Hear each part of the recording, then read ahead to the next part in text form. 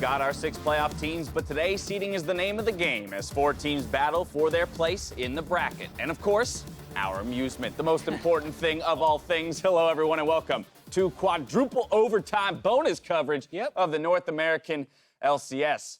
What do you think of that? I like that title Line for a day. 243, we have officially folded the foldy sheet all the way down. Well, Mark and I have officially folded the foldy sheet all the way down because I just read 243. Jat's folding game is weak. Yeah. Quite weak. Didn't even attempt it. That's all right, but that's the synergy Mark and I have built on the desk over more time than Jat. Days. Exactly, the dual stream days of just Mark and myself.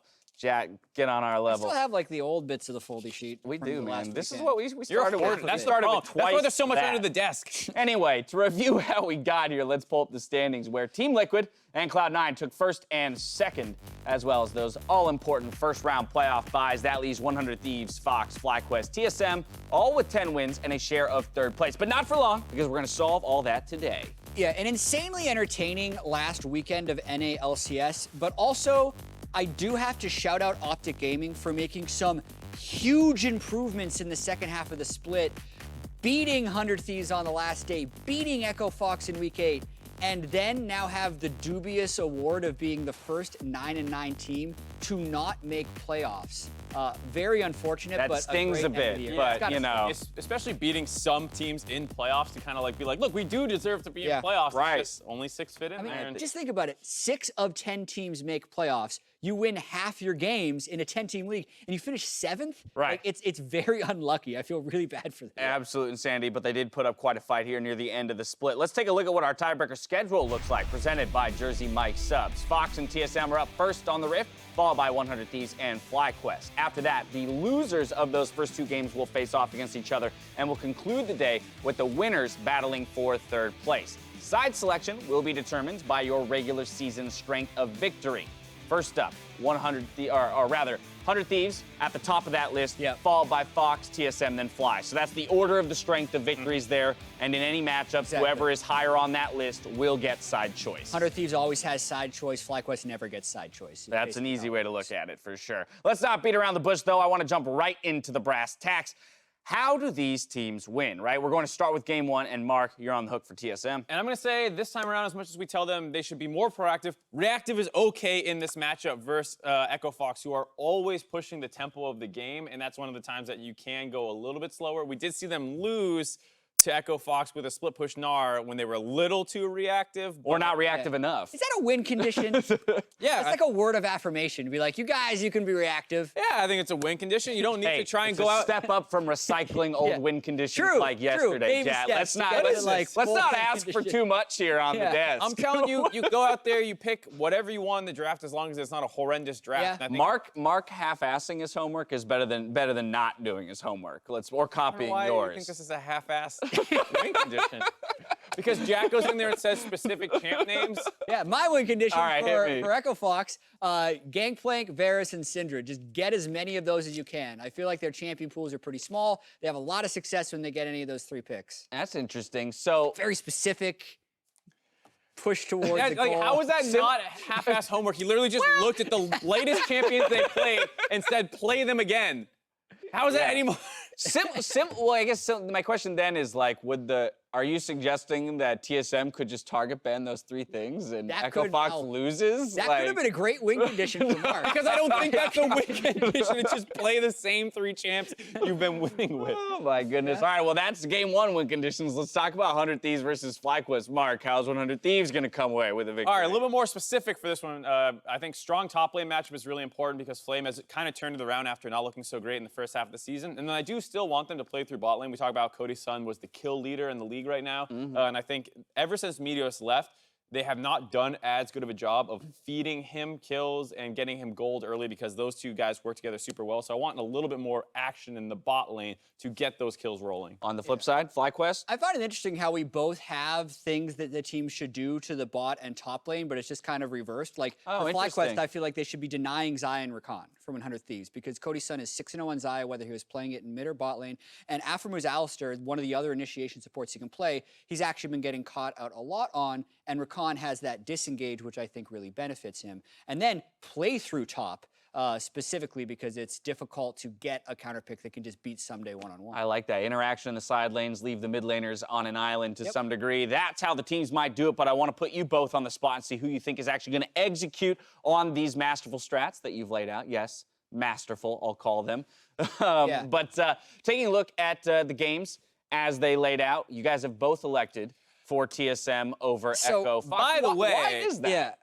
Well, why is that? I feel like TSM moves in with a lot more momentum. They're on a 4-game winning streak. Echo Fox has lost 3 out of 4.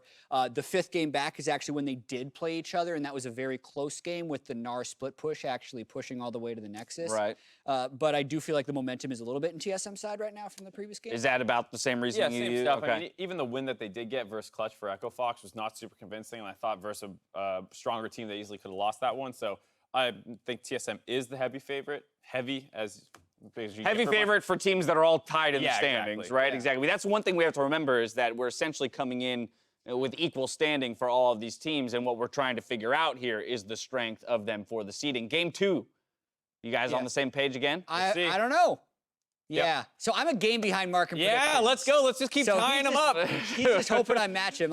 So in reality, Mark is just trying to get in your head right now. I'm just trying to get them He's right. like, whoever Jat's going to pick, I got to just pick the same team. Yeah. It doesn't matter if I'm right or wrong. We got lunch together today, and all I was doing was like probing him, seeing what he thought he was doing. What's interesting is last time at spring, heading into tiebreakers, I was 1 game behind, and I kind of inted by just picking upsets. And you lost by like 4. And I lost by 4 and made me look way worse. Right. Yeah, whereas it's the exact same situation, but Jat just plays things too safe. I'll still find a way to win or tie. Or tie. Yeah, and then we'll have a tiebreaker. You'll need to get 1. Hey, you guys aren't, you're not playing for nothing, too. You're playing for the prediction pineapple. It's true. And that's a big deal. Just in case you thought the pros were the only ones with some skin in today's games, Jat, you are currently 1 game behind Mark in that prediction game, as we just mentioned. And I know you've gotten used to sitting, or rather, on his desk. You've gotten used to this sitting on your desk, but right now, looking like it's looking for a new home. Yeah. So, backstory, we bought this at a novelty shop in Berlin during MSI. We meant to Jat give it and I out went on an as a excursion gift for there. this thing. Dash forgot about it, so it became the NALCS award. What? It sat on my desk. Someone actually broke it by accident when they're moving my desk. But our PA has now glued it back together. So I hope that if you win, you take care of it, Mark. It's going to just go on some random surface in my apartment and just go into the clutter pile. Glorified paperweight. Yeah. It's a very prestigious award. It is very, very much so. Well, that's enough frivolity. Let's kick it over to the casters to get us into tiebreaker action.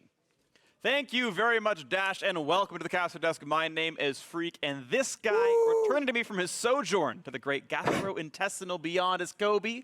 Yeah, I'm back. Feeling better? I have been incredibly sick the past week, Freak. I'm but sorry about that. Bjergsen's Akali play has brought me back to life. It is so I can raised be the here to dead. cast some tiebreakers with my favorite Freak. Oh, thank you very much. You're my favorite Kobe. Absolutely agree with that one. Echo Fox owns the head-to-head in this matchup 2-0, but the trajectories of these teams have been very different ever since their last meeting back in Week 7. TSM have won a lot in a row, and of course, Echo Fox have lost a lot in a row, but we are here, ready to go. I want to point out, by the way, Echo Fox, as the analyst desk said, had side selection in this game. They chose to play red side. That is something we do not see very frequently in North America, but it was chosen here today. Yeah, Echo Fox definitely trying to take advantage of some counter pick action here on the red side. Akali is already banned out, following with the Aatrox here. Some power picks for themselves for the solo laners. Alrighty, yeah, no Bjergsen Akali. That is not much of a surprise. This champion's been left up every once in a while, but not here. No Kindred. Of course, a great one for Dardoch, and Gangplank is Huni's most played, so that is not a surprise. Of note, actually, is the fact that Rakan banned away by TSM. Jat seemed to think that it was important that TSM... Oh, no, that was the 100 Thieves game. I take that back. Either way, Rakan banned away. Lost Smoothie, not going to play that one, although Lost Varus is available as Tahm Kench is grabbed. And yesterday, after their game, Mithy tweeted out that Pyke is too hard, back on Thomas for me. There you Which, go. if you could figure out the lingo there, he meant Tahm Kench. And that is the first pick for TSM. They will go right back to his old standard. This is a great champion for shutting down split pushing, which is also pretty good versus Echo Fox, you know, if Huni does try and go one of those carries. And Echo Fox going to leave up the Nocturne here that Grig is currently hovering, and it gives him 2 different semi-globals on the composition. Mithy, of course, from the Tahm Kench, and Nocturne will tick down and be grabbed here for Grig. I'll repeat again that Nocturne is very high priority in North America and Europe, but basically unseen in Korea. So a bit of a regional pick here, but still one that is as fearsome as the name suggests, and TSM going to have that one. And another one that they want to split the map here. Nocturne very good at picking people off different lanes here, making use of the paranoia so they can't see each other. Definitely clear what TSM are going with in game number 1, whereas Echo Fox, they got the Varus for Lost. This has been a very important champion for him. They talked about it on day 1. Comfort pick for him in the bottom lane. Very, very strong performances on Varus so far this split. Yeah, absolutely the case. So Ashe is there as well. Some more global stacking up. TSM pressing R across the map. And a fairly audience support maybe looking here for Damonte, locking it in for Smoothie. Braum, Varus, a very, very frequent bot lane. Tahm, Kench, Ashe, quite similar as well. These are two of the most frequent duos in the current pro climate.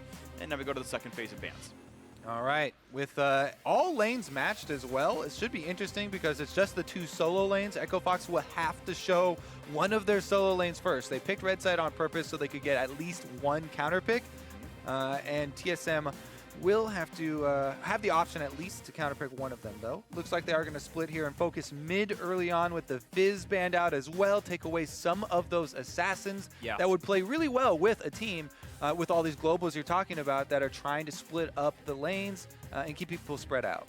I also think it might set up for a Zoe pick here at the beginning of the second phase to get rid of more assassins here with the Akali banned earlier, the Fizz banned now. Typically a weak matchup for Zoe is those assassin matchups. Yeah, Zoe also has some difficulty when facing against Nocturne just as far as jungler matchups when the ults come in. But definitely could be an option here. Zilean also banned out. North American special here. We can lay claim, I believe, to the Zilean as well as the combination with Kindred. And not going to be the case here, as Bjergsen has already shown it as well. I like the art on the book there. I didn't remember which TSM coach it was, but I like that, I guess Song is over there holding some little artwork on the front. It's not like a TSM logo. It's like a nice wreath of leaves or something. I couldn't quite tell what, but it looked cool. We'll see it again later, I trust. Freak saw something cool, but I doesn't know what it cool. is. Yeah, that's all I know. My brain's too small to decipher anything other than looks cool, doesn't look cool. Look to my right, looks cool. Look forward, looks cool. Nice. Yeah, mirror, less cool, that's fine. Cinder banned away, and it's time for Rumble to be actually a quasi-blind pick. We've seen it played mid before. Huni himself did it. So who knows if they want to flex that one around, but likely a blind top. And Huni's Rumble has been legendary for years in the top lane. This is definitely a huge, huge pick for him, in addition to Rumble being super strong right now. Plus, if you look at Echo Fox's summer split, they only have a 20% win rate, 1 out of 5 for tank champions for him. So having him on a DPS source, very, very good strategy here for Echo Fox that has been proven to be the way for success. And speaking of strategies, can you come up with a defining theme here for the TSM champions? I'm trying to think of something they all have in common, and it's escaping me a little bit. This is something that we've already said. Yeah, it is. I think they all move around the map a lot. Well, Ryze is going to add another one of those ultimates that you are alluding to that can traverse a long distance across the map here. Plus, they lock in another split pusher here with the Camille for Hauntzer. So TSM are going super hard in the split map. It should be completely split, 1-3-1 probably the entire time. And for the newer players, the 1-3-1 we always mention means 1 champion in a side lane, 3 in the middle, then 1 in the other side lane, so that you keep pressure on all different lanes.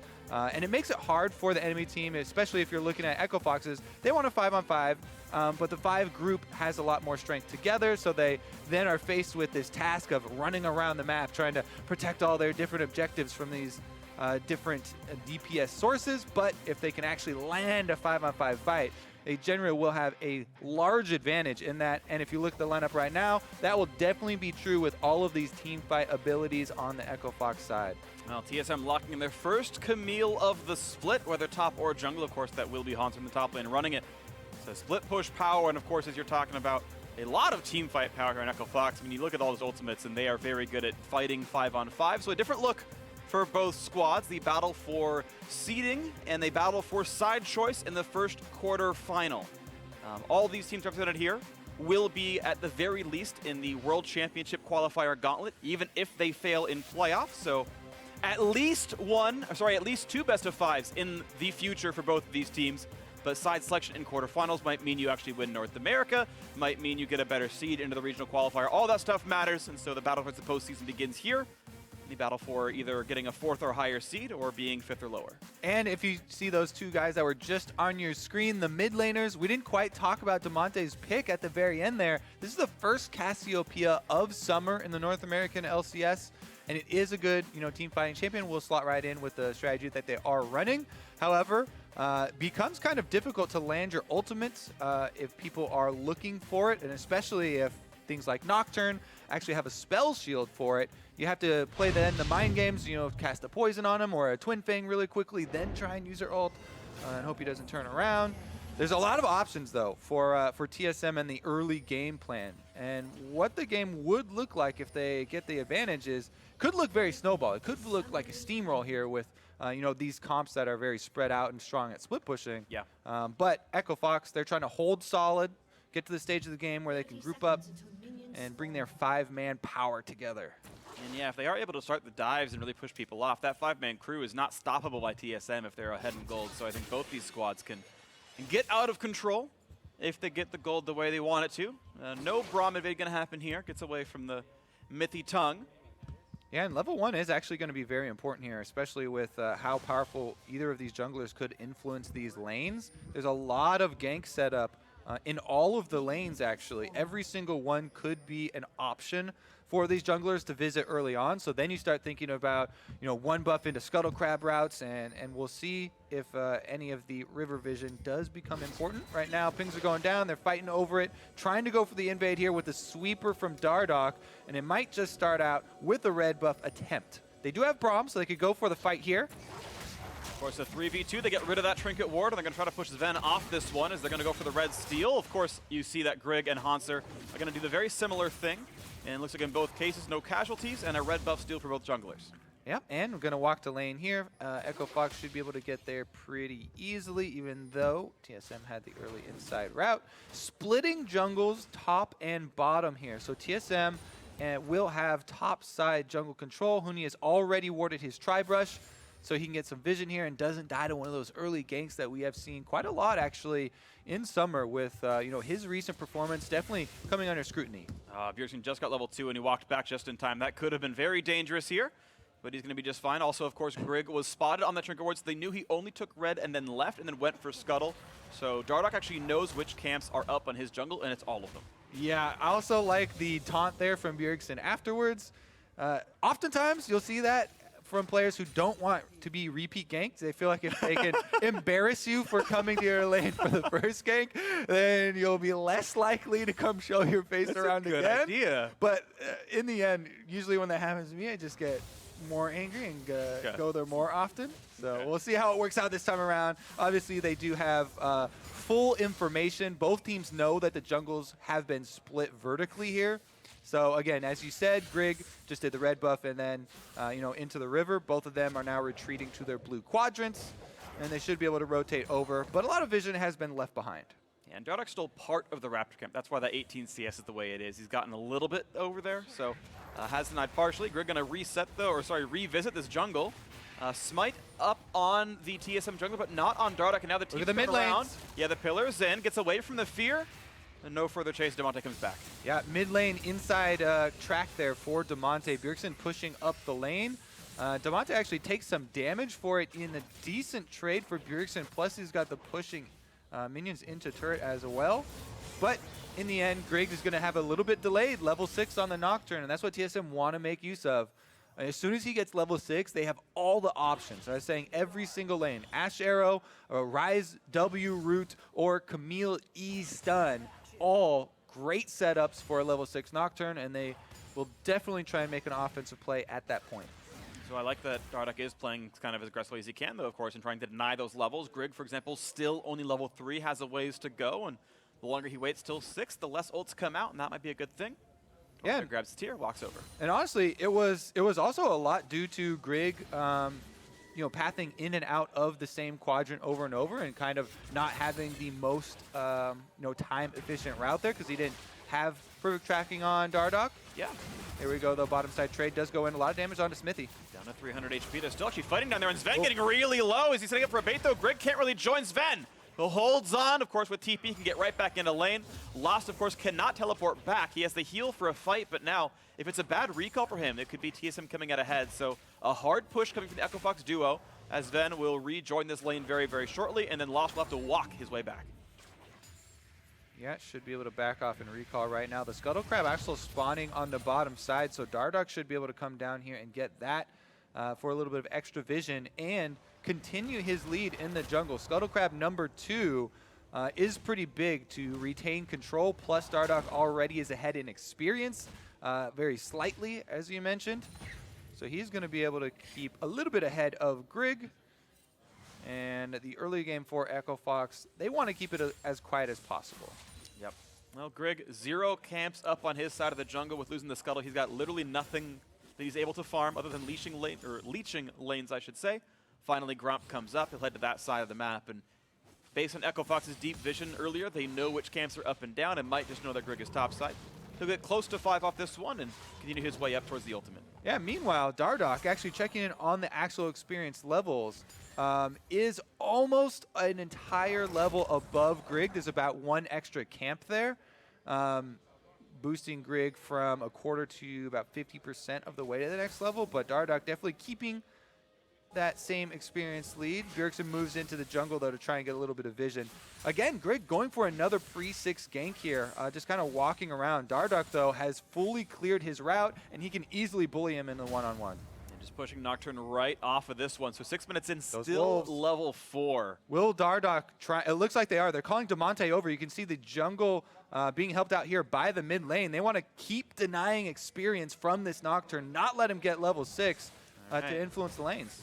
Well, they're not putting out the miasma yet for the slow to set up now with the pill. Might go on to Grig. They're going to try to knock him down. This one he has flash, but he's got no way out. He's stunned, and First Blood comes through. Now for the trade, though. There's nowhere for Dardoch to go. He does get killed, but First Blood, more gold to Echo Fox. Yeah, that's definitely worth it there for Echo Fox on the invade. Not only do they get First Blood, they did take away some of the wolves and killing Grig once again, so that further delays that level 6.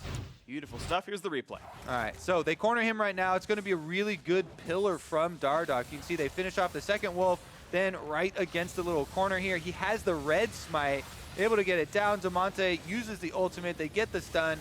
No flash was ever used by Grig, but because Hauntzer had the inside recall here on top lane, was able to get here much quicker with the Camille, hook shot, allowing him to get there. And it means we have a 500 gold difference in this game. Echo Fox, the ones leading. They were 2-0 in the head-to-head over TSM. They chose to be red side. They let that Nocturne up, and they've had a pretty good plan so far in dealing with it. Dardoch kills 1 small raptor, gets level 6, and might just walk in for some more fighting. He knows the blue is respawning. He also knows the Scuttle Crab is up on this top side, so he's just going to take as much as he can off this top side, finishing off this control ward quickly so they don't have any vision. But again, Damonte pushes the lane in from mid lane, comes over to support his jungler and help out Dardoch with this game plan of invading Nocturne. Grig now is level 6, though, on the Nocturne. Has been able to clear his entire red side and might try and use that to help out one of the lanes. Looks like it's going to be a look towards topside. Hauntzer just burn hook shot. This could be the play. Equalizer comes down. Can they dive? Hauntzer is going to walk forward as Dardoch takes aggro, pops the ult, puts the pillar down, and a flash out keeps Hauntzer alive. Health bar is a little bit low onto Huni. Only a flash for that gank. Yeah, they have to be very careful. And you could see Echo Fox, they knew when they were going for that. It wasn't a super hard commitment because there are so many globals in the TSM lineup. Again, Ryze can join from a very long distance away. Nocturne ultimate is ready. If you overextend, get greedy, and go for that dive, as we've seen happen with this team, in Summer Split, then they would 100% get punished. The analyst desk was talking a little bit about, Mark said, it's okay to be reactive, and they were memeing him for it, but TSM's, composition here have a lot of global ultimates that really do make it easy to be reactive if Echo Fox overstep and overchase. Yeah, and if you're going to say one thing about Echo Fox, and as criticism, you'd often say, oh, well, they're going to go for everything. You bait them, you set up the dives, and they'll kill themselves. So I do appreciate that Echo Fox actually backed off of that one. Said, okay, we got the flash. We'll come back later. You got a 5-minute window on that one. And we'll see if they do revisit. Grig has ult. He's maybe looking towards bot side. Keep in mind, all the summoners are up, including Lost's heal that he chose to bring instead of that TP of Zven. Defensive play there, though. Yep. Just sitting back. So nothing to be seen here. Lost is last hitting. This wave is at roughly equilibrium. He might be missing some gold by playing it this way, but of course he's right, does not want to be ganked. Yeah, pretty good play here from Echo Fox, playing it nice and slow, as they're looking to do. Also, you can see Lost with the recurve bow is going with the attack speed build for Varus, so not going to be doing the poke lethality build. And again, that is going to play very well with the 5-on-5 strategy that you could see early on in the Champ Select developing for Echo Fox. Having the attack speed Varus helps a lot with taking down neutral objectives very quickly as well. Something that the 5-on-5 comps are going to want to group up around, start controlling those dragons, and daring anyone to fight them. Rumble with the ultimate, super powerful if there is any sort of grouping. So TSM's game plan remains the same. Split up the lanes and try and pick people off. Split push versus team fighting. Haven't had much of either just yet in this one as we cross the 10-minute mark in. Small laning phase lead to TSM. And of course, that first blood for Damonte is going to feel very good in Echo Fox mid lane. Yep, and you can see they're working really nicely as far as a pairing of the mid lane and jungle. When one gets advantage and you see Bjergsen rotate up to the top side, Dardoch goes deep into the jungle, get a little bit of deeper vision, clears out a ward. Then Damonte roams with him as well. And they've definitely put some extra work into the synergy here, working out pretty well for them. He gets another Scuttle Crab. Trundle basically dominating the Scuttle Crab game, and that is going to happen with this jungle matchup as far as a one-on-one. Nocturne's advantage would be using the ultimate to go for a gank, but actually slips into bottom side even with the vision, and it looks like TSM are going to be able to take away this dragon. He even burned TSM Zven's teleport to make sure he keeps priority down in this lane, and yeah, a quick-ish Ocean Drake picked up at 11 minutes, 20 seconds or so, and now maybe a repeat towards the top side. Right now, it's just Dardoch taking down Rift Herald. They know the Drake is picked up, so they know Nocturne is stuck bot side, and even with the ultimate, it only goes so far. It's a difference in recall timings here, because as we mentioned before, Lost has taken the heal on Varus for more lane security in 2 versus 2, whereas Zven, he times the same recall. Echo Fox and TSM bottom lanes both recalled at the same time, but teleport comes in from Zven. He gets right back out to protect that dragon as well. And TSM were just warned, hey, by the way, Trundle's on the top side of the map. He took Rift Herald, so they're all running down to bot side. There was potentially a gank. Now they turn it back around, so finally some damage onto mid turret. Can they zone it? Ooh, really good zone there. They're trying to protect the Rift Herald as long as they can on the turret, but TSM move in and they'll be able to take it out before the turret goes down. They'll stay up, and ult's going to come in now towards Ashe. Pretty good damage. Of course, Mithy's going to grab him, but now be rooted in place, and out they go. Ult's going to land on it too, and they just blow him up right where he stands. TP's coming in. This fight's going to continue. Hauntzer going to try to get in for the hook shot. Lost can be grabbed up soon. There's that first stun. He's got nowhere out. A 1-for-1. And the top side, actually, where Echo Fox kept their teleport alive for Huni. They just kept pushing on the turret. They get the first turret bonus gold. So Echo Fox do come out with a bit more gold. TSM, though, on the bottom side, as you said, they did get that kill back, and it did go to the Camille, who's supposed to be very powerful there in this split push, trying to get to her Trinity Force as quickly as possible. And they're sending Bjergsen left-hand side to grab the waves and pushed in as well. We watched that bot lane fight again. Again, this is TSM's bottom lane getting killed early on. Did happen yesterday as well. Zven gets hit with the ultimate. Mithy, even though he eats him up, it already chained over. He gets locked into place. So then when Zven gets spit out, Echo Fox jump right on him. They burst him down. And in the end, collapse here from Bjergsen as well as teleport from Hauntzer did cut them off. So there was no escape route for the duo afterwards. But still strong play from them to get the 2 versus 2 kill first. And their top side got the first turret bonus gold and, for it as well in the deal quite nicely. Definitely some cool stuff. So, again, take stock of the game, and it's only a 500 gold difference. Consider that 150 of that is first blood, and about 300 of that is the first turret gold, and it means that farm has been roughly equalized, all other things considered.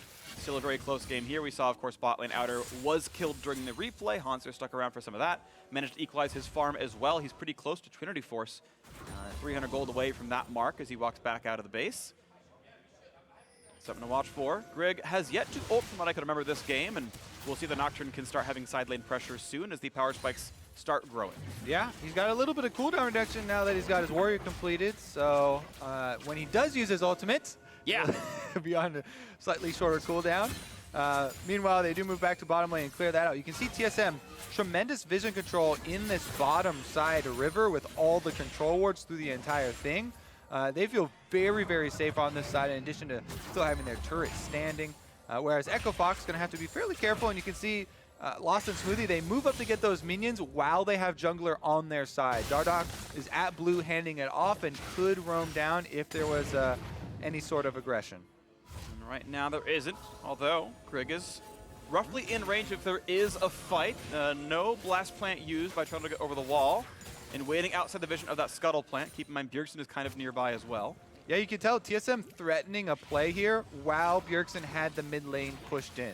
You push a wave at mid lane, then you get priority. That allows you to roam while the other mid laner would have to stay at the turret and get those minions. It threatened a big numbers advantage, so Echo Fox had to back off. So, no fights just yet. Still waiting for that side lane control to come through from TSM. Either way, it's been a fairly close game here, and jungle formerly 10 CS apart. Top laners plus 15 though for Huni is going to be nice. He's still building towards his items. Seeing the same build again where he's getting a pretty early Fiendish Codex. Now he might go full Zonias, but I've also seen him just sit on Codex and go for the more typical high AP items. So we'll track that build over time. Archangels of course stacking up for both these mid laners here, no surprises. But no Rod of Ages yet either. True enough. Bottom lane actually is going to be the focus though, because we do see the roam from Dardoch as well as Damonte from mid lane threatening to go down there. And that is going to be enough for Echo Fox to power down turret number 2, it looks like. Getting that gold advantage a little bit further in their favor. Meanwhile, the opposite side of the map would be where TSM would want to make a play during the 3-man show bottom. And Huni's already burned his ultimate once to clear a wave and then recall or hide. Oh, Mithy! On CD. Now here comes a play on the bot side. 3 versus 2. Looking for Zven as they root up Mithy. He's going to flash away. Still being slowed. He'll be stunned. Ryze could show soon. Will they get the double kill? Yes, they will. The bot lane's gone, but here comes Bjergsen. TP coming in for Huni as well. Another 4v1. Smoothie takes the turret, drops the aggro. Bjergsen TP's into his doom. 3-0 Echo Fox. Oh, Damonte now finds Grig popping over the wall. He has to flash away. And he's going to get out. Nice spell shield, gets rid of the haste, but another turret falls. Echo Fox now 3-1 in turrets and 5-2 in kills as Hauntzer equalizes top lane. Yeah, the bottom lane though has become a disaster for TSM and a huge point of strength once again for Echo Fox. Lost on his Varus, has the extra crowd control to bring. Smoothie and Dardoch make the initial pick here, but they would have gotten away with it, you know, with the flashes. Then he goes for the Devour afterwards, but Lost is able to land his ultimate. They get the chain through, and eventually both of them low enough, they finish off the kills. Then Bjergsen tries to come in to help out his teammates, but the teleport is answered by Huni, and he's in a 1v4 situation. Even though he 1v9 yesterday, can't pull it off today. That's true. New day, new Bjergsen, 1-1. Not the same scoreline that Zakali had a few hours ago, but it now means Echo Fox are in control. 3,500 up. And Infernal Drake in their sights. Zonias is completed for Huni after all, so he has good tools against Nocturne dives and Camille ultimates. That's probably the right choice to be honest, but now building towards more normal items afterwards. As we have the early stone plate done and Dardoch is ready to frontline here. Infernal picked up, Echo Fox feeling pretty good. Feeling pretty good indeed. Now it's time for TSM, if they want to retake control here, really double down on that strategy of split pushing and just only picking people off, because teleport now is gone for Huni. That was basically the only mobility, map mobility that Echo Fox had to answer map moves, right? So TSM should, with 3 teleports available, Nocturne ult available, Tahm Kench ult available, they have so much of an advantage in the map mobility at this point. This is where TSM would want to press it and make a use of the cooldowns to actually regain some gold here and try and retake control of the game. Echo Fox, though, they want to play it slowly, of course, right now, and just wait for that to come back up. Still waiting for that split push pressure to come through. The map being opened up, though, with 6 turrets down means there's more room for it. But again, we're waiting, counting the number of minutes until Grig presses R for the first time. And we should also go over what these tiebreakers really mean, because we got into this day very quickly. There are going to be 4. The winner of this game will play the winner of the next tiebreaker, for that number 3 spot in the playoffs.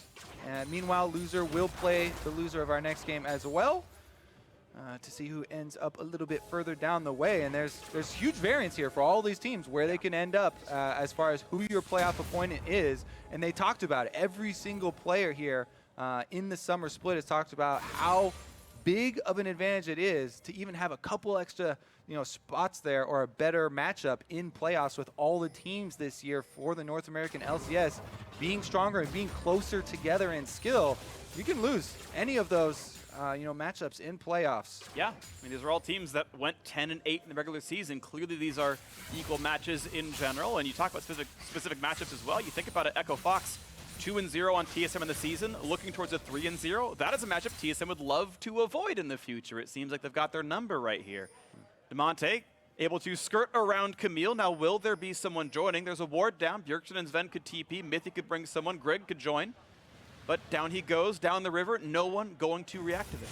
This is a blue buff on Cassiopeia, though. In crazy amount of damage you can pour into Baron, and they've already got vision control, so they're just burning it down in the fog of war. Couple of pings from TSM. They can start showing up, but they're not panicked about it. No one's going very fast. Hawkshot finally shows. And that's the call for Echo Fox to send Smoothie down to barrier. Rumble's going to buy some time. Hauntzer is on the wings, and here comes Grig, but he can't smite in time. Baron picked up, and now the kill's going to come through. The rest of the team's still alive. Fox with Baron in a kill. And TSM, they just get bamboozled here. Baron taken away. Echo Fox now 5-man strong will be able to shove down mid lane with a huge gold lead. It looks like Echo Fox want to get themselves the top spot. And they're going to rush right down the mid lane, the turret in their eyes, and can you really blame TSM for giving that one up? They're too powerful, out they go. Again, TSM can't fight the 5-on-5. They only can split push here. So they've got Bjergsen and Hauntzer pushing the side lanes. Zven's doing his best with a couple of volleys to slow down this onslaught of Baron empowered push right down the middle from Echo Fox. But right away they go. 21 minutes and 10 seconds in. The mid inhibitor is gone. Echo Fox have taken a huge swing at this game, a 6,000 gold lead, and they'll reset to stop some of these turrets. But looks like top and bottom tier 2s may fall. TSM split. Yeah, 2 turrets will be picked up here for TSM in their attempt at the trade with the Baron empowered push, and that will be some gold back for themselves. But again, there's still almost 2.5 minutes left on the Baron. So Echo Fox can just return to the exact same game plan. Let's take another look at that Baron setup. Now, Grig has been amazing for TSM this split as far as stealing away Barons. He doesn't get it this time, though. Echo Fox already burning it down. Quickly take it, even as the paranoia went in. So they also got the extra kill, and that allowed them to do a very quick push. Now, though, they can split back out and try and get their side waves in order. Kobe, you had mentioned the build path from Lost going Ruin King early in that, and that seemed to actually be a factor. Of course, they were able to kill it just before Grig was in range for the smite. And now Smoothie going to clear out some of this brush, look for the fact that Grig is around, has a flash away, a pillar there, could buy some dime. Does Dardoch keep going for this fight? He brings Smoothie over, doesn't quite get the stun, but now they turn back around. The top side! And there we go. We're getting a glimpse at the map mobility from TSM. They finally used some of it. Paranoia goes down. They get the teleports coming in. Now they have the numbers advantage. Whew. Okay. Nice pick off. Out they go. And that's time bot. That's time of the Baron buff not doing anything now as he... Look at this fresh play as well. Rooted. People are there. 3v1. Damonte gets his stun. Gets a shield. Does a kill off Grig. Stopwatch gets him. And a shutdown for TSM. And out goes Echo Fox. 2 kills for TSM. TSM put a stop to that push there quickly. Ashe arrow does not hit though. So Dardoch and Smoothie will be able to walk right down mid lane. It looks like they're going to get some minions to threaten TSM so they don't get anything else off the play. There's minions shoving down the mid lane. And out goes Echo Fox. The gold getting closer, only 2,500 apart. We watch this fight again as Lost knows to be safe. Yeah, you feel in those situations, you feel like he knows he should not, or there's a possibility of danger being in that brush. In the end, though, minions too juicy, moves back up, and gets annihilated. Just instantly gone. Zven and TP'd, of course, into that one. And now we watch round 2. Same story, pretty much. Damonte's like, I'm in a wave. Oh, wait, there's 3 again? Okay. The TSM Death Rush now. Here we go, the Hauntzer. He's going to have to make a run for it. Okay, he's got that one, but if Smoothie can land the Q, he's not got to go anywhere. If they can get the rest of these hits, a flash and ult. A nice prediction by Hauntzer to get away from that one. Out he goes. Wow, Hauntzer saving his flash. Doesn't use it early on the Q. Allows the slow to hit afterwards. Then gets away from the flash ultimate from Smoothie. Very calmly played in a dangerous situation. And now TSM still trying to navigate their own jungle as Equifox grouping up and trying to make use of the inhibitor down in mid lane as the extra point to push with, as they've got minions bottom lane and Bjergsen is pressuring top side. So the siege has to happen 5v4. No, they were going to consider the Rumble recall. He stopped it, started it again. Bjergsen does not have teleport on Ryze, so he'd have to channel a full recall back if he wanted to join this. The dive is on towards Ashe, the pillar in, and no one's in range to stop him. A 1-for-0. That kill's picked up, and actually, it's Huni still staying around. He's going to fight Hauntzer on the top side. Health bar's low on both ends. The Comet knocks him down. Inhibitor falls as well. Bjergsen backs off. And that's going to be it. Equifox are going for Nexus turrets now. Bjergsen's channeling that recall. Again, as we said, it has to be a full channel. He's going so slow, and Equifox are almost on the Nexus. 5 versus 3. Even if he shows up, the paranoia is on, and the battle is there. Can they stop them? It seems like not. Equifox grab all the kills. 9-4 in this one. Mithy's gonna fall. The Nexus is theirs, and it will be side selection in the quarterfinal for Equifox. Big stuff out of Equifox, and especially the bottom lane presence down there, affording them quite an advantage. 25 minutes flat. They picked themselves a team fight comp. They picked themselves red side. They gave up the Nocturne. And you figure with all the darkness he shows up, no one saw him all game. You also figure people need to start denying lost the Varus. Yeah. They won the bottom lane. He had tremendous damage in taking the Baron for them very quickly as well. He got multiple picks with the Varus ultimates. Definitely looks to be his best champion by far. Yeah. And it gets them to the next tiebreaker. They will be playing for that 3rd seed. Yeah, they'll be playing 4th in the day, so a quick 2-hour break or so for Equifox. They'll be playing the winner of 100 Thieves versus FlyQuest. And yeah, the winner, as you mentioned, will have that 3rd seed. They'll have side selection, and they will guarantee if they win, they are playing exactly Cloud9 in that semifinal, so they'll actually start knowing their road through. Yeah, because it can't be anything else. But which Cloud9? Oh, that's true. We have so many versions. There's about 17 of them. So we'll figure out which permutation that is in several weeks down the line, but still a great game. Of course, TSM will be playing in 1 hour. They're waiting for the loser of that match we talked about a little bit ago, and we'll figure out what that is very, very soon. Now, for more on that Equifox victory, let's hand it off to the State Farm Analyst Desk. Thank you very much, gentlemen. Equifox, 25-minute game victory here over TSM in our first tiebreaker game of the day. Pretty decisive, although it ended in weird fashion. Maybe a bit of an overreach by TSM in setting up that split push, almost trying to do to Equifox what had been done to them. And then just had it done to them again. TSM needs to work on their split push a little bit. Yeah. But I will say that Equifox laned well and did make decisive calls, but TSM looked pretty bad at this comp. Yeah, I think they also need to work on pressing that F key when they want to flash ability. What if it's on D? What is on D? Then the D key. Whichever key has that big yellow Let's button. not discriminate here, Mark. Because like right Against here, you know, flashers you don't and want the to F flash flashers. this. The only reason that this works out is because Hauntzer is able to get there a lot faster, but it's going to cost him a little bit in terms of like the wave pressure. They trade 1 for 1. It's okay. Here, once again, he eats this. It makes sense. You have Mithy there. He's going to eat out of the Varus ultimate. But then here, you might want to flash the Braum part so they can't keep walking forward and insta-give you. Right, and you got a TP coming in, right? Buy that space. Let the Camille come in, get the kill. Perhaps it's a 1 for 0 instead of 1 for 1 trade while losing a turret on the top lane. Part of playing reactive is having reactions, and I don't think TSM really had the reactions at all this game. Here's the first Grig ultimate of the game going in way late on a Baron buff. Yeah. It was definitely a struggle for them. And this one, we have some disagreement about this. I feel like Mithy needed to just be behind the Ashe because, yes, he's flashless, but Ashe does get hit by Varus ultimate a lot. I wanted Mithy to eat him there. But even here, they have the Ryze split pushing on the other side. If they're going to step up and contest so aggressively in a 3v4, you need to be very able to retreat. They were not. They probably should have just given that inhib if they were going to trade. A lot of missteps by TSM. As we have their post-game breakdown from Team Liquid down memory lane, very positive stuff. Just in case you're not curious. quite today's post-game breakdown. And in that last replay too, there was also the miasma on the ground, so maybe Zven was like, "I will flash," but then now I can't flash. Yeah, so it was one of those. That one was a little tougher, I think. Yeah. We were debating it, like you said, but I think that was a big problem in general with their play this game. Right. Not really respecting things. Exactly, and you talked about wanting them to be reactive or saying, hey, reactive is okay. Let's take a look at a play that we can kind of focus in on in terms of, you know, where TSM is making missteps here. Right, so you are splitting the map here. The Nocturne's on the top side, your soul laners are staying in the soul lane, the enemy jungler is helping push. You don't have that much vision down the boss side, but you have some, and you see Braum is already in that brush, you already know that, and Dardoch's about to walk in there. So as you roll this play out,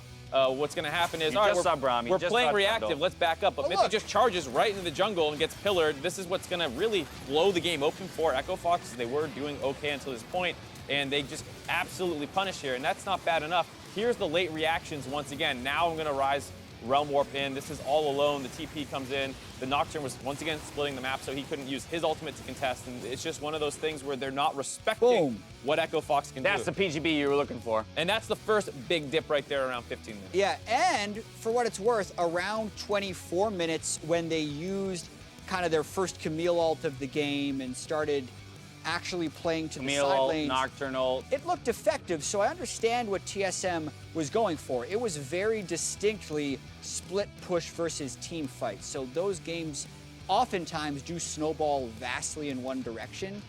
I do feel like TSM played pretty badly, but Echo Fox did deserve the win. Yeah, and as much as we talk about proactive versus reactive, and TSM's comp does have the tools to collapse on stuff, what we've always seen is that when you pick this comp, it's much better to be the ones pushing the tempo. Like, if you are going to have Tahm, Kench, Ashe, the Camille, Nocturne, what you want to do is split the map and then force plays on the side lanes by using your 1-3-1 and global advantage, and that's a proactive play. I mean, literally when we were loading into the game, I turned to you guys and I was like, all right, what's the ideal way for TSM to play this out? Mark, you had said 15 minutes, let's be basically even in gold, maybe with a little bit of tempo advantage. And then as you pointed out on that gold graph, 15 minutes is exactly where Echo Fox shoots to like a 3K gold lead over TSM and now has the entirety of the map control, making it that much harder for the TSM comp to be executed on. Yeah, and I had said around 20 or 25 minutes, if you can ever just make fights happen around Baron and Drake, that's good for Echo Fox, because that's when Rumble, Varus, Cassio are all going to be at an extremely strong point. So what this also means in our 4-game tiebreaker day is that Echo Fox is now guaranteed side selection in the majority of their games in the quarterfinals. That's because they're going to be third or fourth. That game will be played later, depending on the winner of the next best of 5. TSM doesn't get that. Nope. They're 5th or 6th. 5th or 6th. And as you mentioned, yeah, the third place match is the final game of the day. Yeah. Of course, we have FlyQuest and 100 Thieves up next. Winner of that game will be playing Echo Fox at the end of the day. Loser of that game will be playing TSM immediately following that second game of the day. Side selection is important. Matchups are something to be considered when you're talking about playoffs. But I think beyond all that, you don't want to close out your tiebreaker day, you know, back-to-back losses, especially stompy losses, and doing it in a fashion that doesn't make you look like a cohesive team. Probably not. There's also the factor, just thinking of the day-to-day, like TL and C9 are both very clearly what looks like the 2 best teams. So while 3rd seed is great in the fact that if another team from the quarterfinals meets in the finals, you'll get side selection. Like, that guarantees you'll play TL, which, is that a bonus? I don't really know. You mainly just want to be able to play the 6th seed because they're probably going to be the weakest. Yeah, that's the biggest point about that. And of course, this is one of the last matches you'll have on stage before then. So if you are going to try some stuff out, which this was what we were also talking about, like this is a pretty different TSM comp than we're used to seeing. Like, this is a right. You have locked your playoff spot. So if you're going to try something on, you know, on the LCS stage with a little bit of that pressure, I guess this is the best place to put it to the test here. Although you might be sacking your playoff seed a little bit. If it's worth it. Up next, though, 100 Thieves versus FlyQuest in their first tiebreaker game of the day. Stick around to see who will win.